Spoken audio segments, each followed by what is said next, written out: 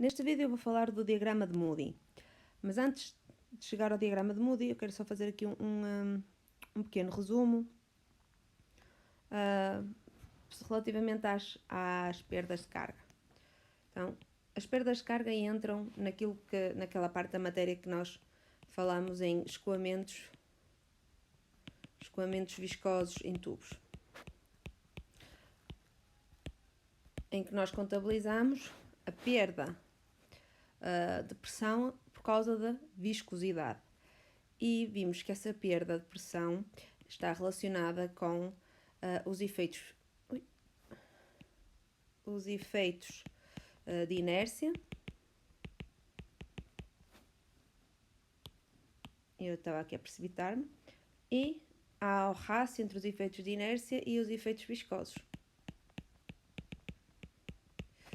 E quando estes efeitos são os dominantes, nós podemos então aplicar um número dimensional conhecido por Reynolds, ρ VD sobre νu, ou VD sobre viscosidade cinemática. E o que é que se verificou? Que aquela tal perda que eu vos falei, perda de pressão, é maior ou está relacionada com é dependente com o tamanho do número de Reynolds, digamos assim. Então, para as considerações que nós temos e que vamos assumir aqui, é que nós temos o regime laminar, quando o Reynolds é inferior ou igual a 2100, e o regime turbulento, quando o Reynolds é maior ou igual que 4000. Ora, porquê é que isto é importante saber? Porque isto é o que nos vai ajudar a definir e a caracterizar as perdas de carga por causa associadas aos efeitos viscosos, que são aquelas que são conhecidas como as nossas perdas de carga, essencialmente as em linha, porque as localizadas não vão depender do regime, mas sim da velocidade do escoamento. Então, se nós escrevermos a equação da energia, e eu vou escrever a equação da energia, mas vou escrevê-la em unidades Pascal, vamos ter aqui ρ G H da bomba, que é o ganho de pressão devido à bomba ou ao ventilador. E agora vem o resto da formulazinha habitual, que é mais P1. Eu vou desenhar aqui. Eu estou a fazer isto para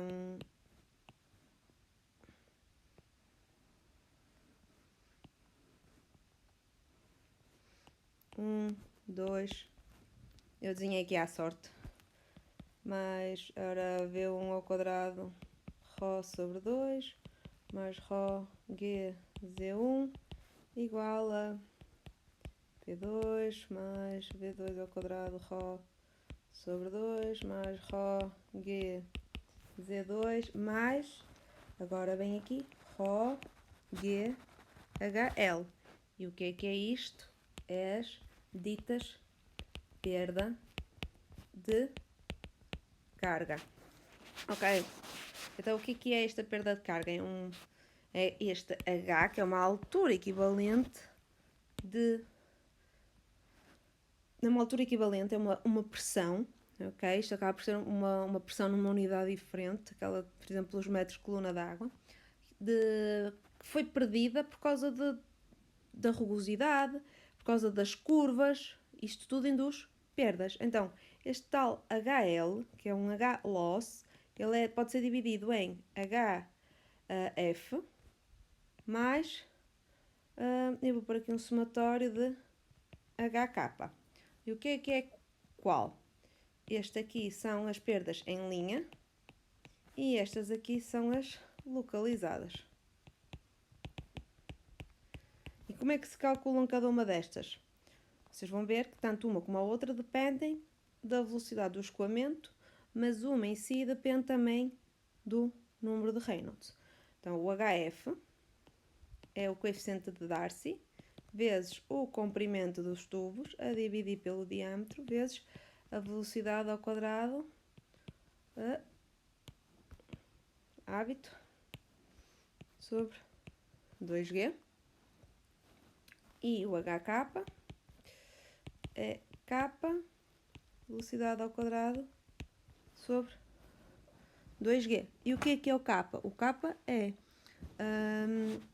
um coeficiente de perda que depende unicamente e exclusivamente da perda localizada. Por exemplo, isto aqui é um joelho, é um cotovelo, esta parte aqui, e tem uma perda de carga respectiva. Pode ser, por exemplo, pode-se considerar um número fixo ou pode-se considerar alguma coisa que depende do caudal.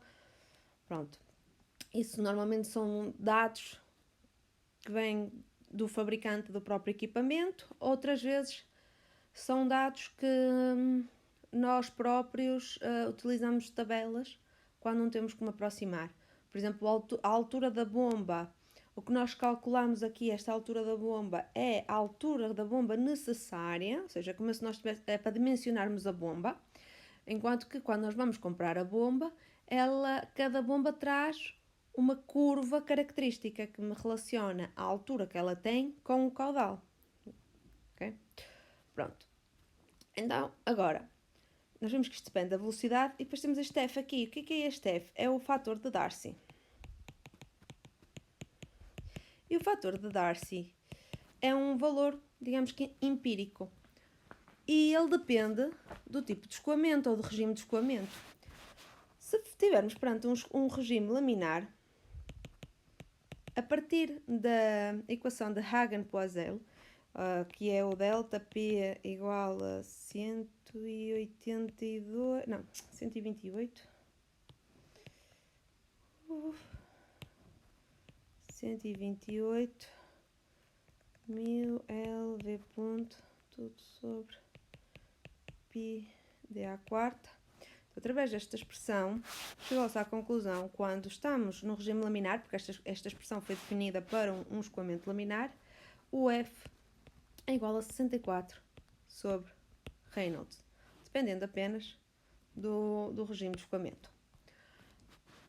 Mas quando estamos perante um regime turbulento, aqui nós já podemos contabilizar, as coisas já não são tão lineares. Por exemplo, se tivermos um tubo liso, podemos utilizar a equação de Blasius para determinar o F, que é aproximadamente 0,316 Reynolds elevado a menos 1/4, e isto é válido para Reynolds entre 10 à quinta e 4000.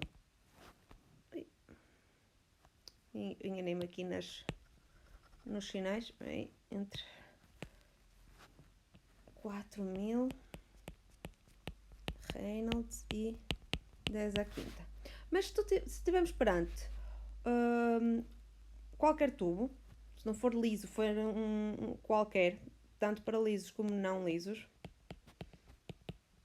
nós podemos ir pela equação de Colebrook, que é F igual, eu gosto de escrever desta forma, a menos 2 logaritmo de epsilon sobre D, dividido por 3,71 mais 2,51 sobre Reynolds raiz de F, isto elevado a menos 2.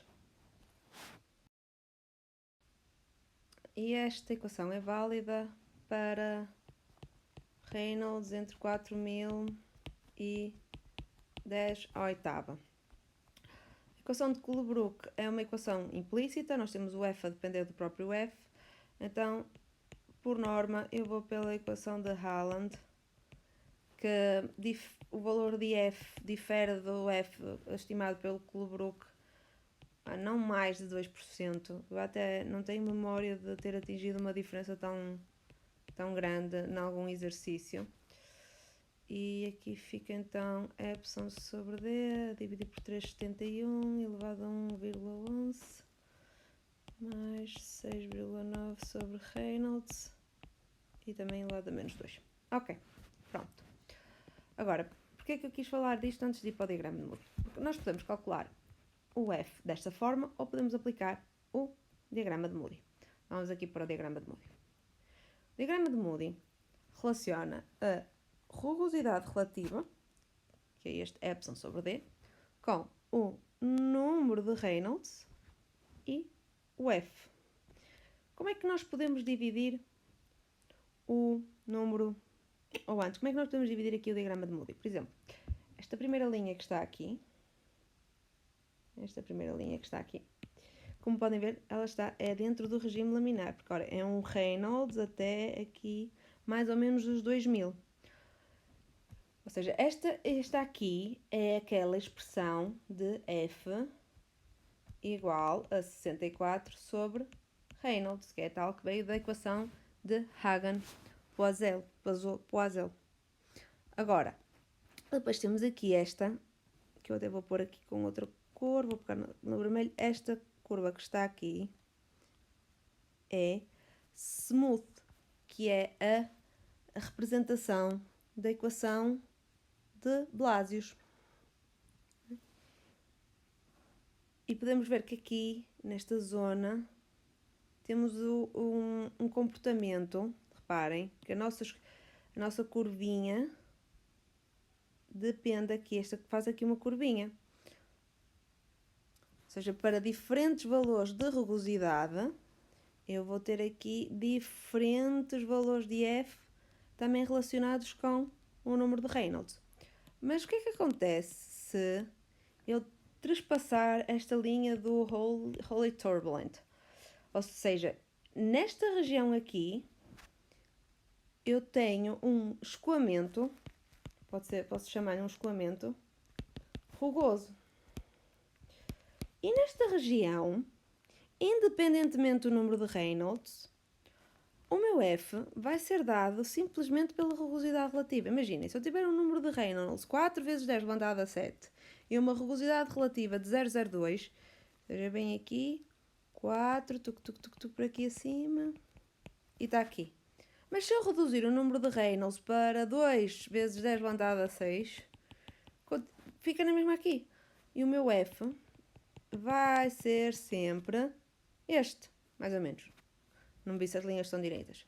Ou seja, é só relativa à rugosidade relativa. Ou seja, quando nós temos um escoamento rugoso, um escoamento completamente turbulento, completamente desenvolvido, não importa o valor de Reynolds que nós tenhamos, o valor de F vai estar simplesmente definido ou relacionado com a rugosidade. Ou seja, estamos mais independentes do Reynolds.